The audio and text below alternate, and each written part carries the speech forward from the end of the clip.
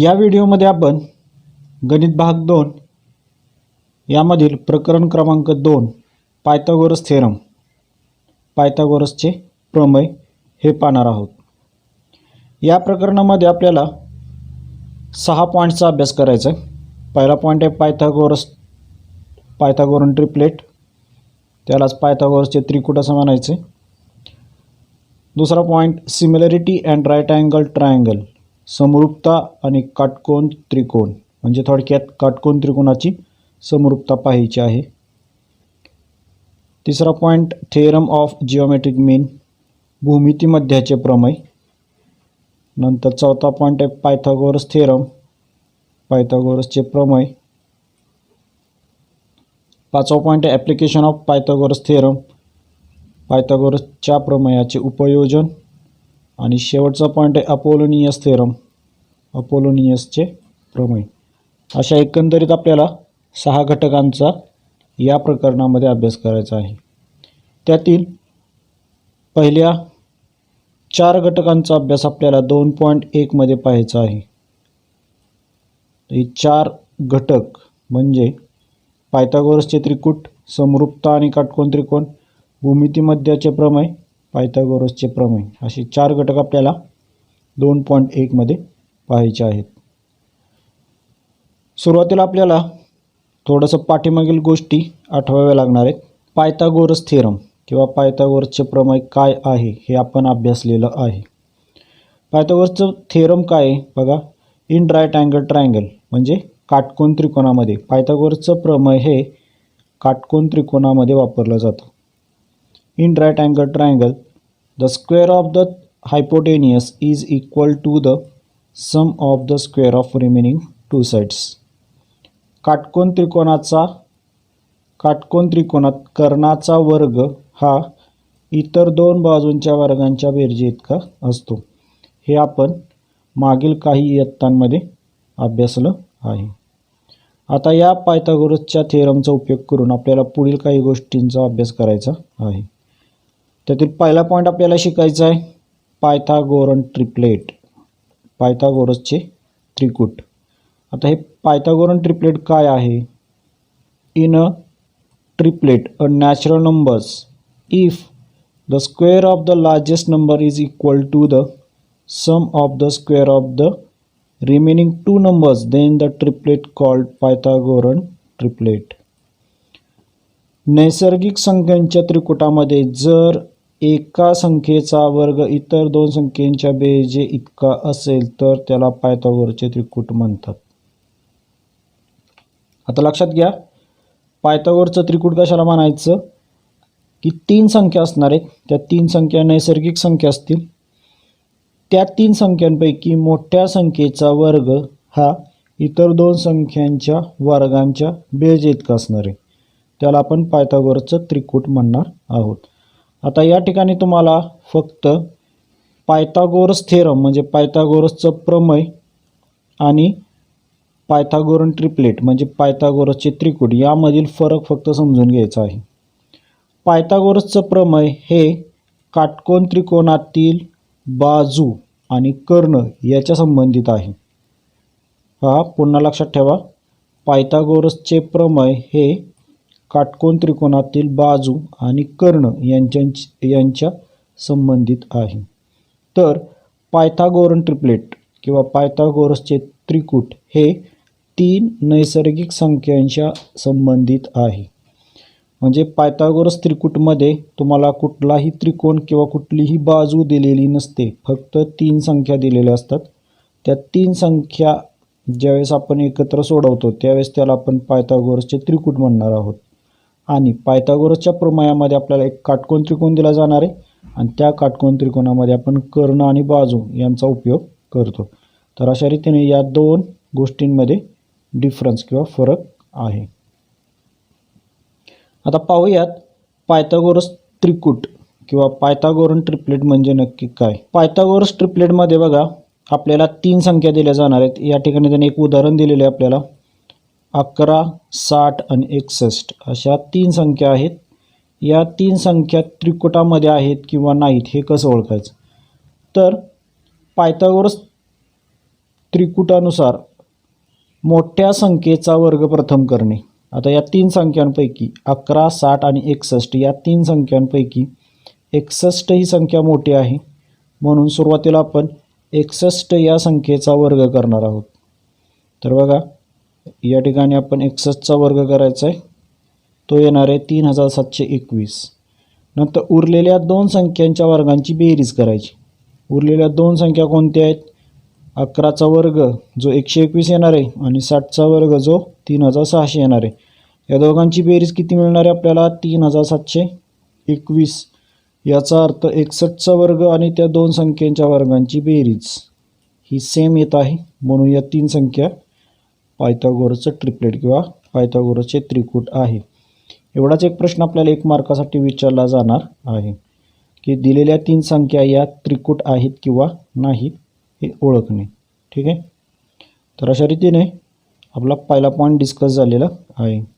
पुढे त्याचबरोबर आपल्याला 9वीमध्ये 30, 60, 90 आणि 45, 45, 90 हे प्रमेय झालं होतं. मागील इयत्तेत आपण 30, 60, 90 आणि 45, 45, 90 हे कोण असणाऱ्या काटकोन त्रिकोणाचे गुणधर्म पाहिले आहेत. आता काय आहेत ते गुणधर्म बघा. If acute angle of right angle triangles are, जर एका काटकोन त्रिकोणामध्ये काटकोन सोडून इतर जे दोन कोन राहतात ते जर 30 आणि 60 अंशाचे असतील, उरलेले दोन कोन जर 30 आणि 60 अंशाचे असतील, then the side opposite 30 degree angle half the hypotenuse and side opposite 60 degree angle is square root 3/2 times the hypotenuse.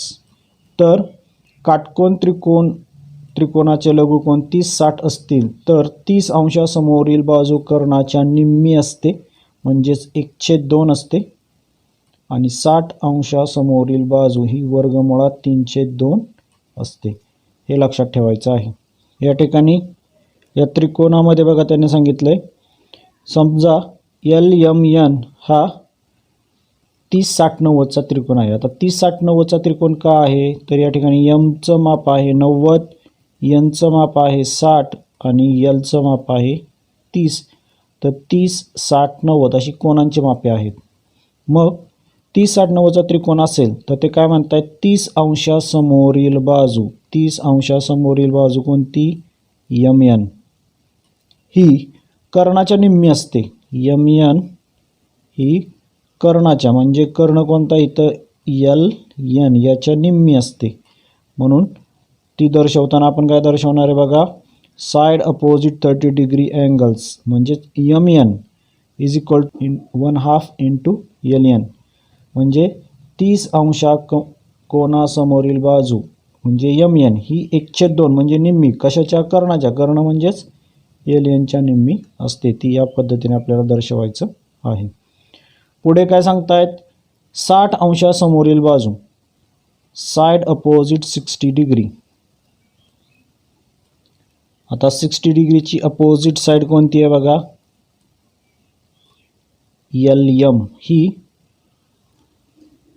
60 अंशाच्या अपोजिट किंवा समोरील बाजू आहे. ही कर्णाच्या वर्गमुळात 3/2 असते. इथं बघा त्यांनी दिले आपल्याला साईड अपोजिट 60 डिग्री अँगल म्हणजे LM is equal to square root 3/2 into LN, म्हणजे 60 अंश कोणासमोरील बाजू म्हणजेच LM ही वर्गमुळात 3/2 कशाची असणार आहे? LNची असणार आहे. हे आपल्याला 9वीमध्ये झालेलं प्रमेय आहे. ठीक आहे. त्याचबरोबर 9वीमध्ये आपल्याला 45, 45, 90चं प्रमेय देखील झालेलं आहे. प्रॉपर्टी ऑफ 45, 45 डिग्री कोणांची मापे 45, 45, 90 असणाऱ्या त्रिकोणाचे गुणधर्म काय सांगतायत? If the acute angle of right angle triangle, म्हणजे काटकोन त्रिकोणामध्ये जर उरलेले जे दोन लहान कोण आहेत ते जर 45, 45 अंशाचे असतील, then each of perpendicular side is 1/√2 times the hypotenuse. काटकोन त्रिकोणाचे लघुकोन जर 45, 45 मापाचे असतील तर काटकोन करणारी प्रत्येक बाजू ही कर्णाच्या 1/2 पट असते. आता लक्षात घ्या, XYZ या त्रिकोणामध्ये आपल्याला दोन्ही कोन 45-45 अंशाचे दिलेले आहेत. हा काटकोन त्रिकोण असणार आहे आणि काटकोन सोडून उरलेले दोन कोन हे 45-45 अंशाचे आहेत. मग ते काय म्हणतात, या दोन्ही कोनांच्या समोरील बाजू, कारण 45-45 अंश असल्यामुळे दोन्ही बाजू एकरूप असणार आहेत आणि दोन्ही बाजू कर्णाच्या 1/2 पट असणार आहेत. या दोन्ही बाजू कर्णाच्या म्हणजेच ZY 1/2 असणार आहेत. त्यामुळे या ठिकाणी त्यांनी दिले बघा, XY बरोबर 1/2 ZY आणि XZ सुद्धा 1/2 गुणिले ZY असणार आहे. पुढे आपल्याला देण्यात आलेले similarity and right angle triangle, समरूपता आणि काटकोन त्रिकोण. थोडक्यात काटकोन त्रिकोणाची समरूपता. आता आपल्याला काटकोन त्रिकोणाची समरूपता अभ्यासायची आहे. तर आपल्याला गुणधर्मामध्ये सांगितलं आहे की जी समरूपता अभ्यासाची आहे ती काटकोनाची आहे, म्हणजे दिलेला त्रिकोण हा काटकोन असला पाहिजे सुरुवातीला.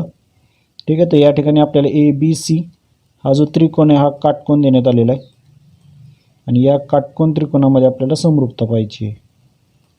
आता काय सांगले त्यांनी बघा थेरममध्ये, in right angle triangle if the altitude is drawn to the hypotenuse, म्हणजे काटकोन त्रिकोणामध्ये जर कर्णावरती लंब काढल्यास हा BD लंब कर्णावरती काढला आहे, म्हणजे AC वरती हा कर्ण काढलेला आहे. पहिली कंडिशन काय आहे बघा आपली, काटकोन त्रिकोणामध्ये कर्णावरती लंब असणे आवश्यक आहे.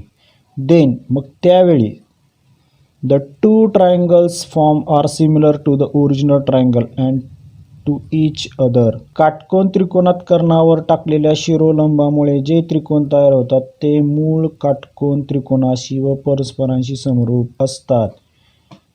काटकोन त्रिकोणाची समरूपता होण्यासाठी सगळ्यात महत्त्वाचा नियम किंवा आवश्यकता काय आहे, तर काटकोन त्रिकोणात कर्णावरती लंब असणे आवश्यक आहे. या ठिकाणी BD लंब कशावरती आहे, AC वरती लंब आहे. कर्ण AC वरती BD लंब करण्यात आलेला आहे.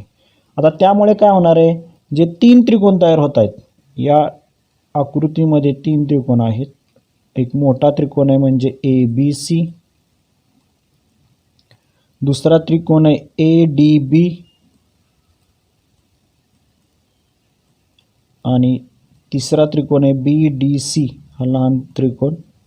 हे तिन्ही त्रिकोण एकमेकांना काय होणार आहेत, समरूप होणार आहेत किंवा ज्यावेळेस काटकोन त्रिकोणामध्ये कर्णावरती लंब टाकलेला असेल तेव्हा.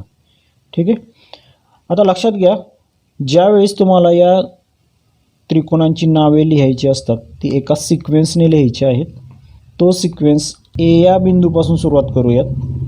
तुम्ही C बिंदूपासून देखील सुरुवात करू शकता. पाहूयात A बिंदूपासून सुरुवात केल्यास कोणांची नावे कशी लिहायची. तर A पासून सुरुवात करायचे. पहिल्यांदा मोठ्या त्रिकोणाचं नाव लिहूयात, त्रिकोण ABC घेऊयात. त्रिकोण ABC, A पासून सुरुवात केल्यास पहिल्या त्रिकोणाचं नाव लिहायचं आहे त्रिकोण ABC. नंतर दोन लहान त्रिकोण आहेत त्यांची नावे लिहिताना सुद्धा A पासून सुरुवात करायची आहे. दुसरा त्रिकोण असणार आहे आपला त्रिकोण ADB आणि नंतर तिसरा त्रिकोण BDC हा त्रिकोण असणार आहे. तर तिसरा त्रिकोण घेताना BDC. तर या सिक्वेन्सने त्रिकोणांची नावे लिहायची आहेत आणि त्यांची समरूपता दाखवायची आहे. पुढे आपण पाहणार आहोत थेरम ऑफ जिओमेट्रिक मीन, भूमिती मध्याचे प्रमेय. Theorem of geometric mean. आता या प्रमेयामध्ये काय सांगण्यात आलेले बघा, in right angle triangle the perpendicular segment to the hypotenuse from the opposite vertex is the geometric mean of the segment into which hypotenuse is divided. काटकोन त्रिकोणात कर्णावर काढलेला शिरोलंब त्या शिरोलंबामुळे होणाऱ्या कर्णाच्या दोन भागांचा भूमिती मध्य असतो. लक्षात घ्या, या थेरममध्ये देखील आपल्याला एक काटकोन त्रिकोण दिला जाणार आहे आणि या काटकोन त्रिकोणामध्ये देखील आपल्याला कर्णावरती लंब दिला जाणार आहे. मात्र यामध्ये फरक एवढाच आहे, आपल्याला जो लंब आहे तो भूमितीमध्ये असणार आहे. या थेरममध्ये तो भूमितीमध्ये असणार आहे किंवा आपल्याला या रेषाखंडाची म्हणजे आता या त्रिकोणामध्ये बघा PQR या त्रिकोणामध्ये SQ किंवा QS हा कोणावरती लंब आहे, PR वरती लंब काढण्यात आलेला आहे. मग QS हा या त्रिकोणाचा भूमितीमध्ये झाला. मग ज्यावेळेस आपल्याला या लंब काढलेल्या रेषाखंडाची लांबी किंवा किंमत शोधायची असते त्यावेळेस आपण थेरम ऑफ जिओमेट्रिक मीन वापरणार आहोत किंवा भूमिती मध्याचे प्रमेय वापरणार आहोत. आता पहा, हे जिओमेट्रिक मीन कसं वापरायचं, तर नियम काय आहे की काटकोन त्रिकोणामध्ये की आता या ठिकाणी काटकोन त्रिकोण PQR आहे आणि या त्रिकोणामध्ये रेख QS कोणाला लंब आहे, PRला लंब आहे. रेख QS हे कर्ण PRला लंब आहे. ही कंडिशन असेल तर आपण काय करू शकतो, भूमिती मध्यामध्ये गुणोत्तर कसं घेऊ शकतो, तर QSचा वर्ग म्हणजे भूमिती मध्याचा वर्ग बरोबर त्या भूमिती मध्यामुळे कर्णाचे जे दोन भाग तयार होतात म्हणजे कोणता, PS आणि SR या दोघांचा गुणाकार करणे. तर अशा रीतीने आपल्याला हे भूमिती मध्याचे प्रमेय वापरायचं आहे. नंतर आपल्याला पुढे पायथागोरस थेरम बघायचा आहे. आता पायथागोरस थेरम आपल्याला ऑलरेडी झालेला आहे. इन राईट अँगल ट्रायंगल म्हणजे एका काटकोन त्रिकोणात the square of hypotenuse is equal to the sum of the square of the remaining two sides. काटकोन त्रिकोणात कर्णाचा वर्ग हा इतर दोन वर्गांच्या बेरजे इतका असतो. आता हे प्रमेय खूप IMP आहे, बऱ्याचदा परीक्षेमध्ये हे विचारलं जातं. आता याची सिद्धता आपण नंतरच पाहणार आहोत. हे थेरम आपण वापरतो कधी, ज्यावेळेस काटकोन त्रिकोणामध्ये कर्ण बाजू यांच्या किमती माहिती असतील त्यावेळेस आपण हे थेरम यूज करत असतो किंवा हे प्रमेय आपण वापरत असतो. नंतर पुढे आपल्याला याच थेरमचा कन्व्हर्स बघायचा आहे. कन्व्हर्स ऑफ पायथागोरस थेरम, पायथागोरसच्या प्रमेयाचा व्यत्यास. आता व्यत्यास काय सांगतो, in right angle triangle the square of one side is equal to the sum of the square of the remaining two sides then the triangle is a right angle triangle. म्हणजे एखाद्या त्रिकोणात एका बाजूचा वर्ग इतर दोन बाजूंच्या बेरजे इतका येत असेल तर तो त्रिकोण हा काटकोन त्रिकोण असतो. पायथागोरसचा व्यत्यास आपल्याला केव्हा वापरायचा आहे, ज्यावेळेस आपल्याला प्रश्नात विचारलं जाईल की दिलेला त्रिकोण हा काटकोन त्रिकोण आहे किंवा नाही. हे ज्यावेळेस आपल्याला ओळखायचा प्रश्न येणार आहे त्यावेळी आपण पायथागोरसचं प्रमेय पाहणार आहोत. त्या प्रश्नामध्ये आपल्याला 3 बाजू दिल्या जातील, त्यातील मोठ्या बाजूचा वर्ग हा इतर दोन बाजूंच्या वर्गांच्या बेरजे इतकं येत आहे का हे सुरुवातीला चेक करायचं. आणि जर येत असेल तर तो त्रिकोण हा काटकोन त्रिकोण आहे. तर अशा रीतीने आपले सर्व पॉईंट इथं डिस्कस करून झालेले आहेत. आता आपण पाहणार आहोत 2.1. तर 2.1 मध्ये क्वेश्चन 1 काय देण्यात आलेलं आहे बघा. Question 1, identify with reason which of the following are Pythagorean triplet. तर पुढीलपैकी कोणती पायथागोरस त्रिकुटे आहेत किंवा नाहीत हे आपल्याला ओळखायचं आहे. आता लक्षात घ्या, या ठिकाणी तुम्हाला फक्त संख्या दिलेल्या आहेत, कुठल्याही त्रिकोणाचा उल्लेख नाही किंवा बाजूचा उल्लेख नाही. आपल्याला संख्या या पायथागोरस ट्रिपलेट आहेत किंवा पायथागोरसचं त्रिकुट आहे किंवा नाही एवढंच ओळखायचं आहे. हा क्वेश्चन 1 मार्काला असतो शक्यतो. हो, यात पहिलं गणित आपल्याला 3 संख्या देण्यात आलेल्या आहेत, 3, 5 आणि 4. आता पायथागोरसचं ट्रिपलेट किंवा पायथागोरसचं त्रिकूट सोडवताना सुरुवातीला मोठी संख्या घ्यायची आणि तिचा वर्ग करायचा. आता पहिल्या प्रश्नाचं उत्तर बघा या ठिकाणी. Here 5 square is equal to 25. 5चा वर्ग किती येणार आहे, 25. म्हणजे सुरुवातीला मोठ्या संख्येचा वर्ग करायचा. नंतर उरलेल्या 2 संख्या म्हणजे 3 आणि 4, 3 आणि 4 यांचा काय करायचा वर्ग आणि त्या वर्गांची परत बेरीज, म्हणजे 3चा वर्ग आणि 4चा वर्ग यांच्या वर्गांची काय करायची आहे बेरीज. 3चा वर्ग 9 येणार आहे, 4चा वर्ग 16 येणार आहे आणि या दोघांची बेरीज किती येणार आहे 25. आणि ज्यावेळेस एका संख्येचा वर्ग 25 आणि दुसऱ्या दोन संख्यांच्या वर्गांची बेरीज 25 येते, त्या अर्थी हे पायथागोरस ट्रिपलेट आहे. शेवटी हे वाक्य टाकायचे 3, 5, 4 हे पायथागोरसचे ट्रिपलेट आहे, त्रिकूट आहे. 3, 5, 4 इज पायथागोरन ट्रिपलेट. दुसरं उदाहरण पाहूयात. दुसरं उदाहरण देण्यात आलेलं आपल्याला 4, 9, 12 या 3 संख्या देण्यात आलेल्या आहेत. त्यातील सुरुवातीला मोठी संख्या घेऊयात आणि तिचा वर्ग करूयात. 12चा वर्ग या ठिकाणी 12चा वर्ग येणार 144. नंतर उरलेल्या दोन बाजूंच्या वर्गांची बेरीज करूयात. उरलेल्या दोन बाजू आहेत 4 आणि 9, त्यांच्या वर्गांची बेरीज. तर 4चा वर्ग आणि 9चा वर्ग यांची बेरीज, 4चा वर्ग येणार आहे 16, 9चा वर्ग येणार आहे 81 आणि यांची बेरीज येणार आहे 97. तर 12चा वर्ग 144 मिळाला आणि उरलेल्या दोन संख्यांच्या वर्गांची बेरीज ही 97 मिळाली.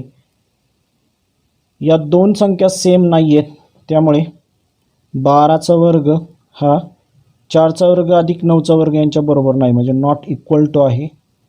नॉट इक्वल टू करायचे म्हणून खाली वाक्य टाकायचे 4, 9, 12 हे पायथागोरसचे त्रिकूट नाही.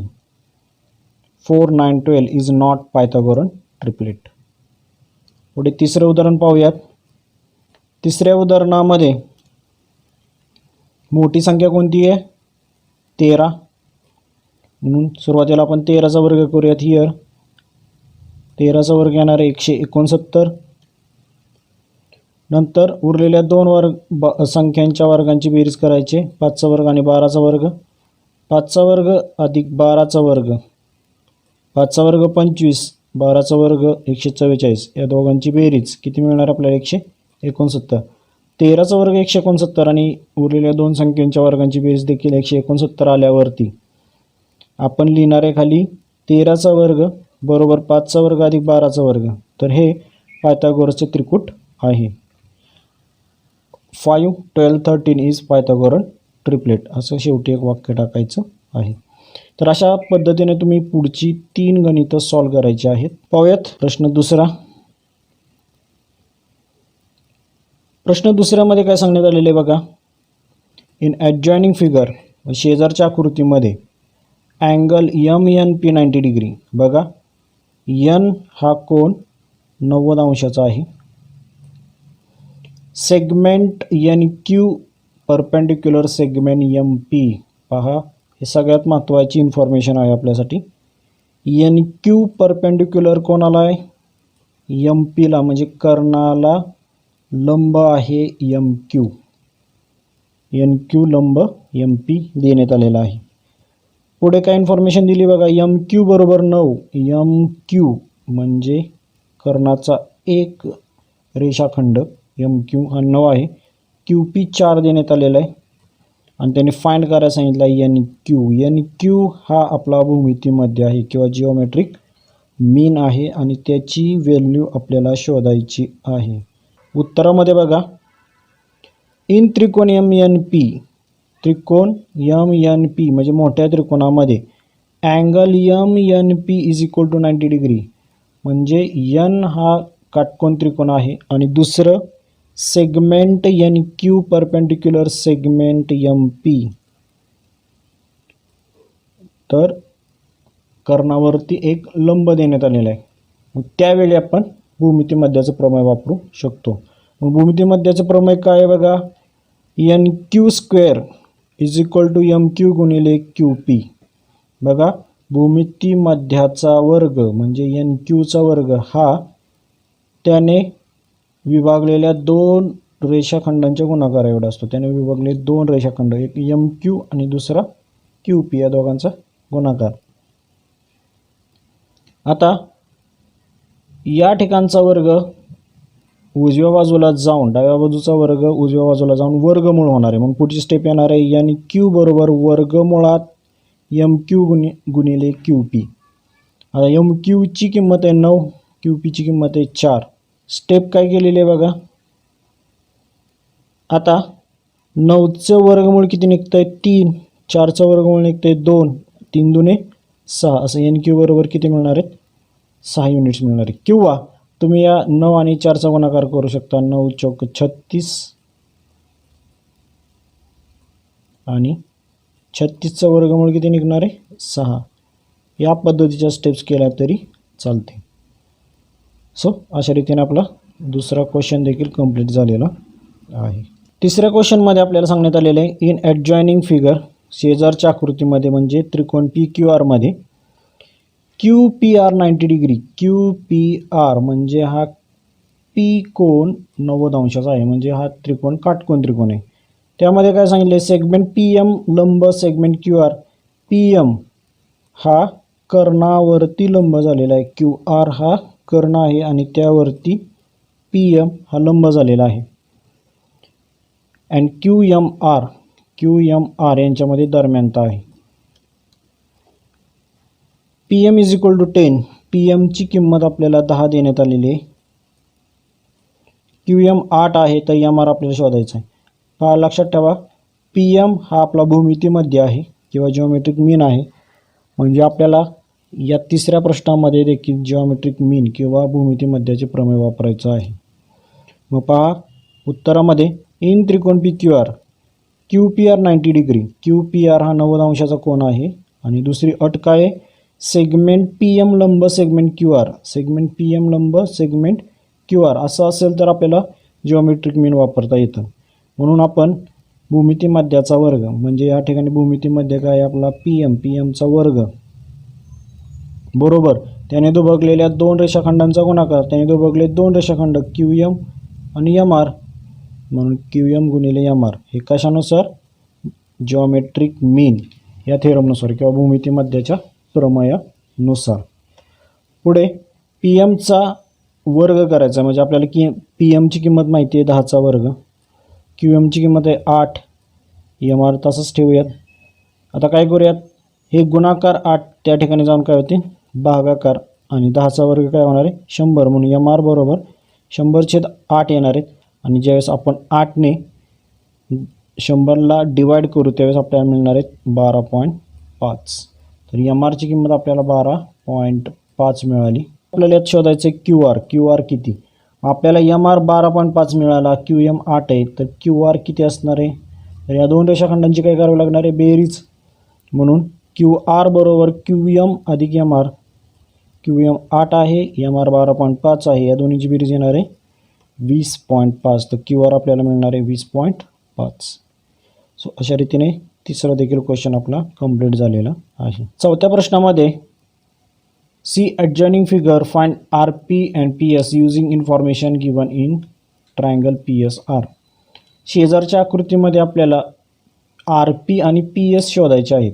कशाच्या आधारे तर त्या त्रिकोणामध्ये जी तुम्हाला इन्फॉर्मेशन दिली आहे त्याच्या आधारे तुम्हाला या दोन्हींची लांबी शोधायची. आता त्रिकोणात काय माहिती दिली आहे बघा या ठिकाणी आपल्याला पी कोन 30 अंशाचा दिलेला आहे, एस कोन 90 अंशाचा दिलेला आहे. ज्यावेळेस काटकोनाचं चिन्ह येतं त्यावेळेस त्या कोणाचं माप हे 90 अंश असतं. मग आपल्याला 2 कोन माहिती झालेले आहेत, एक 30 अंशाचा एक 90 अंशाचा. मग उरलेला कोन जो आर असणार आहे तो किती अंशाचा असणार आहे 60 अंशाचा. मग आपण या ठिकाणी काय यूज करणार 30 60 90चं प्रमेय किंवा थेरम यूज करणार आहे. मग इन त्रिकोण पी एस आरमध्ये अँगल एस 90 अंशाचा अँगल पी 30 अंशाचा हे आपल्याला ऑलरेडी गिवन आहे दिलेले आहे बरोबर. म्हणून उरलेला कोण कोणता आर हा किती अंशाचा असणार आहे 60. रिमेनिंग अँगल ऑफ ट्रायंगल त्रिकोणाचा उरलेला कोण, कारण त्रिकोणाच्या तिन्ही कोणाची बेरीज 180 भरते, त्यातील 90 अधिक 30 हे 120 होतील, उरले किती 60 अंश. हे कशाचं माप असणार आहे आरचं. ओके पुढे म्हणून आर एस बरोबर 1/2 आर पी. आर एस ही बाजू कुठल्या कोणासमोरील आहे 30 अंशासमोरील बाजू आहे आणि 30 अंशासमोरील बाजू ही कर्णाच्या निम्मी असते म्हणजे 1/2 असते कर्ण आपला आर पी आहे. आता आर एसचं माप किती दिले आपल्याला 6, 1/2. तसेच आपल्याला आर पी शोधायचं आहे. छेदस्थानचे 2 या ठिकाणी जाऊन होतील गुणाकार, म्हणजे 6ला ते गुणाकार होतील. मग आर पी बरोबर 6 गुणिले 2 म्हणजे आपल्याला आर पीची किंमत किती मिळली? 12. तर पहिली किंमत आपली शोधून झाली आहे आर पी 12 युनिट्स. तर आर पी आपल्याला मिळाला 12. नंतर आपल्याला पी एस शोधायची. पी एस ही बाजू शोधायची. तर पी एस ही बाजू कुठल्या कोणासमोरील आहे? 60 अंशासमोरील ही बाजू आहे. 60 अंशासमोरील बाजू ही वर्गमुळात 3/2 असते. म्हणून पी एस बरोबर वर्गमुळात 3/2 आर पी. आता पी एसची किंमत आपल्याला फाइंड आउट करायची आहे, त्यामुळे पी एसची किंमत न भरता आपण वर्गमुळात 3/2 तसेच ठेवले आणि आर पीची किंमत आपण आत्ताच फाइंड आउट केली होती 12. या ठिकाणी आपण 12 पुट केलेले आहेत. 2ने 12ला भागवूयात, बेसक 12 आणि 6 गुणिले वर्गमुळात 3 यांचा गुणाकार येणार आहे 6 वर्गमुळात 3. तर अशा रीतीने आपल्याला दोन्ही किमती मिळालेल्या आहेत. आर पी 12 युनिट्स आणि पी एस 6 वर्गमुळात 3 युनिट्स आलेले आहेत. सो आपला चौथा क्वेश्चन देखील या ठिकाणी कंप्लीट झालेला आहे. पाहूयात प्रश्न क्रमांक 5. प्रश्न क्रमांक 5 देण्यात आलेला आहे. For finding A B and B C, म्हणजे ए बी आणि बी सी शोधण्यासाठी with the help of information given in the adjoining figure, शेजारच्या आकृतीमध्ये जी इन्फॉर्मेशन दिली आहे त्याच्या आधारे कंप्लीट द फॉलोइंग ॲक्टिव्हिटी, पुढील कृती पूर्ण करा. उत्तरामध्ये किंवा ॲक्टिव्हिटीमध्ये काय देण्यात आलेलं आहे? A B is equal to B C.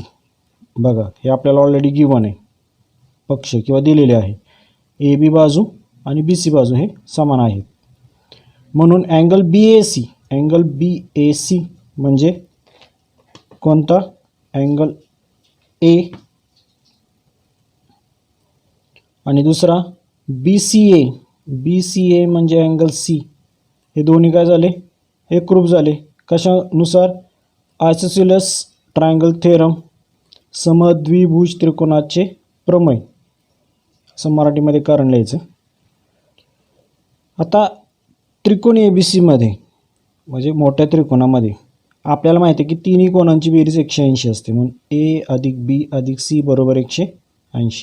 Reason काय त्याचं बघा, sum of the measure of angles of triangle is 180 degree. त्रिकोणाच्या तिन्ही कोणांची बेरीज 180 असते. मग आता आपण या ठिकाणी ए अधिक बी अधिक ए पुन्हा, आता का तर सीची किंमत देखील काय असणार आहे? सीच्या ऐवजी आपण काय केलेले पुट, या ठिकाणी ए पुट केलेले, कारण सी आणि ए हे एकच आहेत. म्हणून अँगल ए अधिक अँगल बी अधिक अँगल ए बरोबर 180 अंश फ्रॉम 1, 1 वरून. आता ए अधिक ए या दोघांची बेरीज किती होणार आहे? 2a. म्हणून या ठिकाणी लिहिले 2a. आता बीचं माप किती आहे बघा, काटकोन त्रिकोण असल्यामुळे बीचं माप आलं आहे 90 अंश. बीचं माप 90 अंश अधिक 90 या बाजूला जाऊन वजा होणार आहेत. 180तून 90 वजा होतील आणि आपल्याला मिळतील 90. 2a बरोबर 90 अंश. आता इकडचे गुणाकार 2 या बाजूला जाऊन भागाकार होतील. म्हणून ज्यावेळेस 90 भागिले 2 येतील त्यावेळेस एचं माप मिळणार आहे आपल्याला 45. मग ए बरोबर किती अंश येणार आहेत? 45. आता कोण ए आणि कोण सी हे दोन्ही एकरूप आहेत, म्हणून दोन्ही कोणांचे माप किंवा दोन्ही कोणांचं माप हे 45 अंश असणार आहे. म्हणून हा त्रिकोण 45 अंशाचा झाला आहे. मग पुढच्या चौकटीमध्ये लिहायचं आहे कोण बी ए सी बरोबर 45 अंश. ए बी बरोबर बी सी बरोबर 1/2 हे कशानुसार? 45 45 90 या थेरमनुसार. कारण 45 अंशासमोरील बाजू ही कर्णाच्या म्हणजे ए सीच्या 1/2 असते. म्हणून या चौकटी 1/2 येणार आहेत. 1/2 हे तसेच राहतील गुणिले ए सीची किंमत या ठिकाणी पुट केली आहे त्यांनी वर्गमुळात 8. आता या 8ची फोड केली आहे त्यांनी. बघा, वर्गमुळात 8ची फोड काय होते? वर्गमुळामध्ये आपण या 8ची फोड करूयात सुरुवातीला. 4 दुणे 8 आणि या 4चे वर्गमूळ बाहेर येणार आहे 2, म्हणून 8ची फोड होणार आहे 2 वर्गमुळात 2. तर या ठिकाणी बघा 2 वर्गमुळात 2 ही 8ची फोड देण्यात आलेली आहे. मग वर्गमुळात 2ला वर्गमूळ 2 कॅन्सल होतील, 2 एक्के 2, म्हणून ए बी बरोबर बी सी बरोबर 2 युनिट्स किंवा 2 युनिट्स हे उत्तर आपल्याला मिळणार आहे. तर अशा रीतीने ही कृती पूर्ण करायची आहे. पुढे प्रश्न क्रमांक 6 देण्यात आलेला आहे. Find the side and perimeter of square whose diagonal is 10 centimetre. हा IMP क्वेश्चन आहे.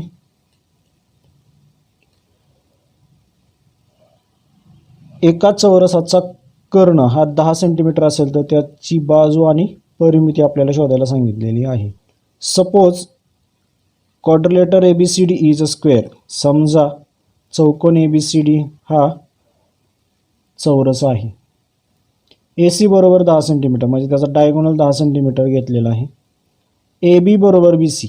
AB बरोबर BC का तर साइड ऑफ स्क्वेअर चौरसाच्या बाजू आहेत, चौरसाच्या बाजू समान असतात म्हणून AB बरोबर BC. आता इन त्रिकोण ABC, त्रिकोण ABC मध्ये कोण B बरोबर 90 अंश. कोण B काय आहे 90 अंश. का 90 आहे तर अँगल ऑफ स्क्वेअर चौरसाचा कोन हा 90 अंश असतो. म्हणून आपण या ठिकाणी पायथागोरसचं प्रमेय वापरले की कर्ण वर्ग ACचा वर्ग कर्ण आहे AC. ACचा वर्ग बरोबर AB वर्ग अधिक BC वर्ग. AB वर्ग अधिक BC वर्ग. पण समीकरण 1 मध्ये आपण बघितले की AB बरोबर BC, म्हणून AB वर्ग तसंच ठेवून आपण BCची किंमत चेंज केली आणि BC ऐवजी काय टाकलं ABचा वर्ग. ही किंमत त्या ठिकाणी आपण टाकली. मग AB अधिक AB मिळून 2AB वर्ग होतील. आता इकडचे दोन या बाजूला जाऊन भागाकार होतील म्हणून AB वर्ग बरोबर 100/2 बरोबर 50 मिळतील. आता या 50ची फोड काय होणार आहे बघा. ABचा वर्ग या बाजूला जाऊन होणार आहे वर्गमूळ, म्हणजे आपल्याला पुढची स्टेप मिळणार आहे AB बरोबर वर्गमुळात 50. 50ची फोड काय करूयात आपण 25 गुणिले 2 म्हणजे 25 दुने काय होतील 50 येतील. आता यातील 25चं वर्गमूळ काय निघणार आहे 5, तर बाहेर 5 येतील आणि आतमध्ये वर्गमुळात 2 राहतील. म्हणून ABची किंमत काय मिळणार आपल्याला 5 वर्गमुळात 2 centimetre. Taking square root of both sides, दोन्ही बाजूंची वर्गमुळे घेऊन. आता आपल्याला एक बाजू मिळाली AB किती मिळाली आपल्याला 5 वर्गमुळात 2. आता चौरसाची एक बाजू मिळाली की चौरसाच्या चारही बाजू काय असणार आहेत सेम असणार आहेत, म्हणजे चारही बाजू 5 वर्गमुळात 2 असणार आहेत. आता आपल्याला काय काय शोधा सांगितले पहिलं म्हणजे त्या चौरसाची बाजू शोधा सांगितले. तर आत्ताच आपण त्या चौरसाची बाजू शोधली 5 वर्गमुळात 2. दुसरं काय शोधायचं आपल्याला पेरिमीटर म्हणजे त्याची परिमिती शोधायची. आता चौरसाची परिमिती शोधायचं सूत्र आहे perimeter of square is equal to 4 into side. चौरसाची परिमिती बरोबर 4 गुणिले बाजू. तर 4 तसेच आहेत गुणिले बाजू. बाजू आपल्याला मिळाली 5 वर्गमुळात 2. गुणाकार करूयात 4 पंचे 20, 20 वर्गमुळात 2. तर अशा रीतीने आपल्याला चौरसाची बाजू देखील आणि परिमिती देखील मिळालेली आहे. शेवटी वाक्य टाकायचे the side and the perimeter of the square are 5 square root 2 and 20 square root 2 centimetre respectively. मराठीमध्ये चौरसाची बाजू 5 वर्गमुळात 2 आणि परिमिती 20 वर्गमुळात 2 आहे. तर अशा रीतीने 6वा देखील आपला क्वेश्चन कंप्लीट झालेला आहे. पुढे पाहूयात 7वा प्रश्न. 7व्या प्रश्नामध्ये बघा काय सांगितलं in adjoining figure angle DFE 90 degree. DFE म्हणजे F हा कोन 90 अंशाचा दिलेला आहे. FG perpendicular ED. FG कोणाला परपेंडिक्युलर आहे EDला.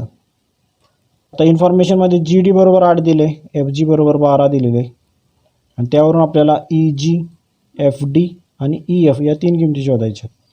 तर पाहूया सुरुवातीला पहिली किंमत फाइंड आउट करूयात.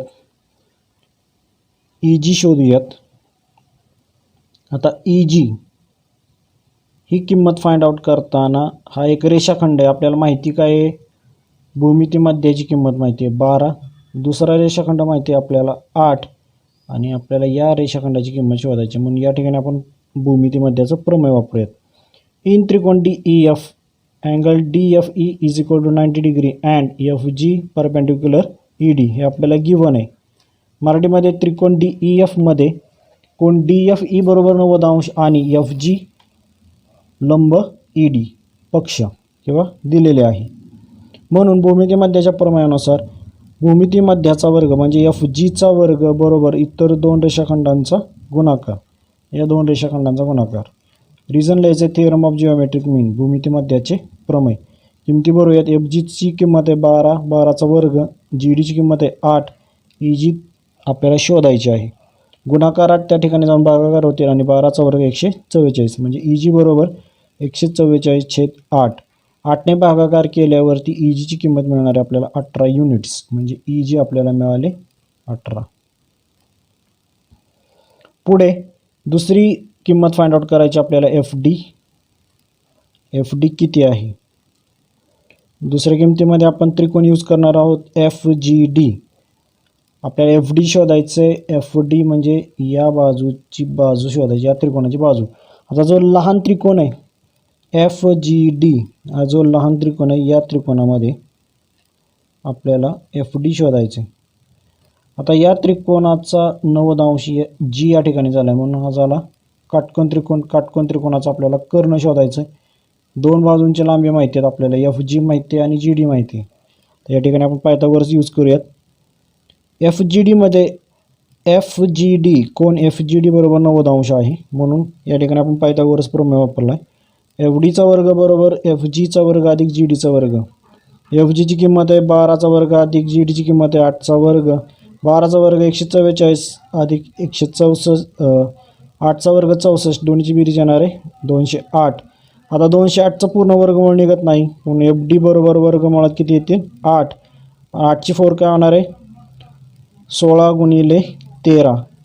16 गुणिले 13 केल्यास आपल्याला 208 मिळणार आहेत आणि 16चा वर्गमूळ किती मिळणार आहे आपल्याला बाहेर 4 म्हणून FD बरोबर 4 वर्गमुळात 13. पुढे तिसरी किंमत शोधूयात. तिसऱ्या किमतीमध्ये देखील आपण पायथागोरस यूज केलेला आहे. बघा आपल्याला EG माहिती आहे 18, GF माहिती आहे 12, तर हा जो कर्ण आहे तो शोधायचा आहे.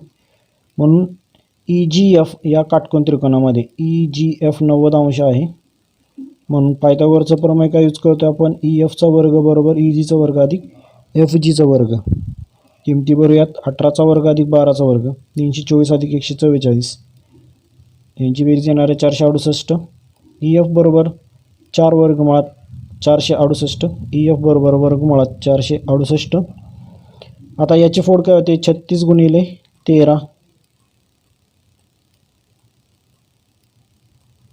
आणि 36चा वर्गमूळ बाहेर येणार आहे 6 म्हणून आपल्याला मिळणार EF बरोबर 6 वर्गमुळात 3.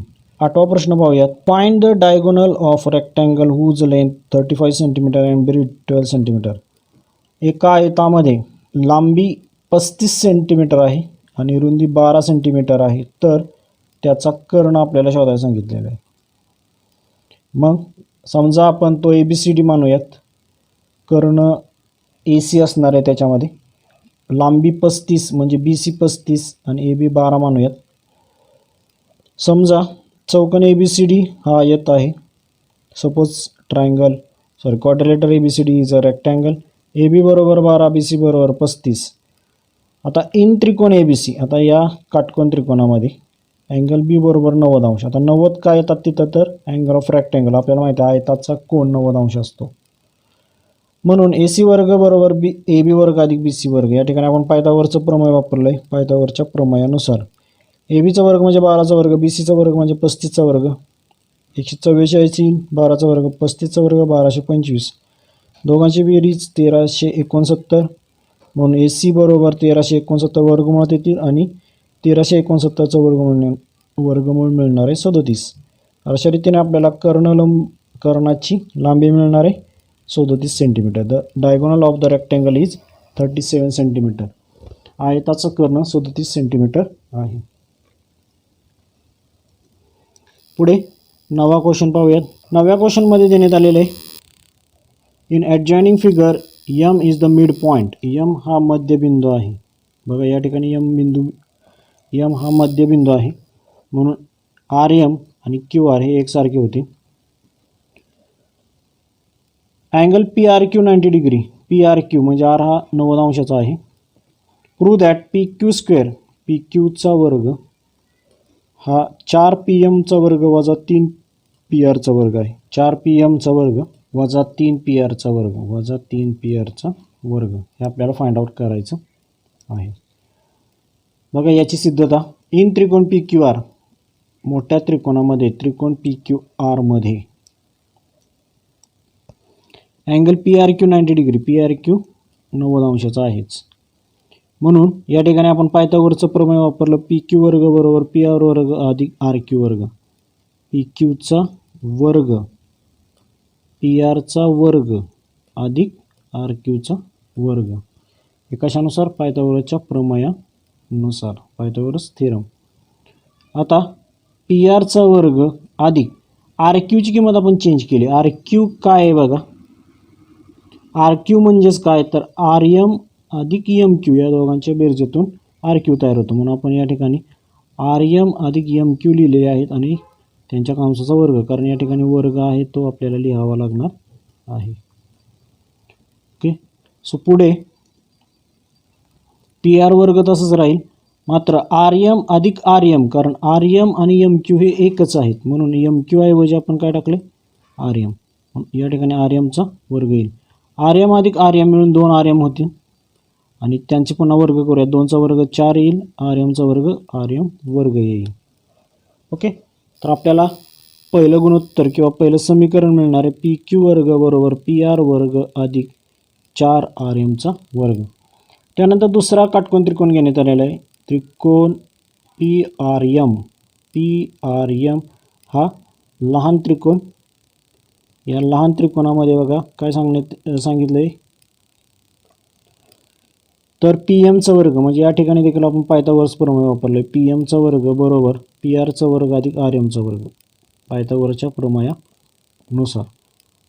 आता आपण काय केलेलं आहे, हा जो आर एम आहे तो फाइंड आउट करण्यासाठी पी आर या बाजूला ट्रान्सफर केला डाव्या बाजूला, म्हणून आपल्याला मिळाला आर एम वर्ग बरोबर पी एम वर्ग वजा पी आर वर्ग.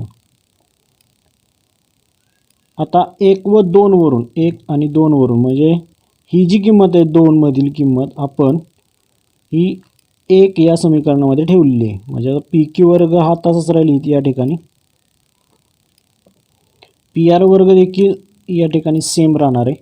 बदल काय झालेला आहे बघा, हे 4 तसेच. आता हा जो आर एम आहे या आर एमची किंमत आपण पुट केली आहे पी एम वर्ग वजा पी आर वर्ग. मग आर एमची किंमत काय येणार आहे? पी एम वर्ग वजा पी आर वर्ग. आता 4ने जर आतमध्ये गुणाकार केला तर 4 पी एम वर्ग आणि वजा 4 पी आर वर्ग हा गुणाकार येणार आहे. आता आपल्याला मिळाले पी क्यू वर्ग बरोबर पी आर वर्ग अधिक 4 पी एम वर्ग वजा 4 पी आर वर्ग.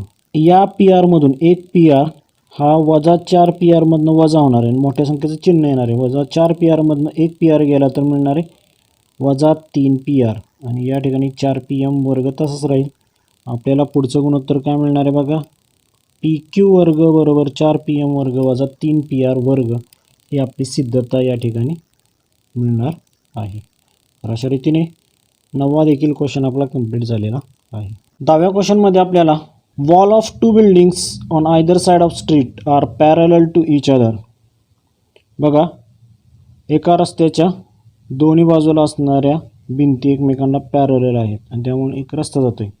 अ ladder of 5.8 long is placed on street such that the top is just reach the window of building at the height of 4 metre. तर त्यांनी रस्त्यावरती एक शिडी मांडून एका भिंतीवरती खिडकीपर्यंत पोहोचेल या पद्धतीने ती मांडलेली आहे. आता ती खिडकीपर्यंत पोचते, त्या खिडकीची हाईट जमिनीपासून किती आहे? 4 मीटर आहे.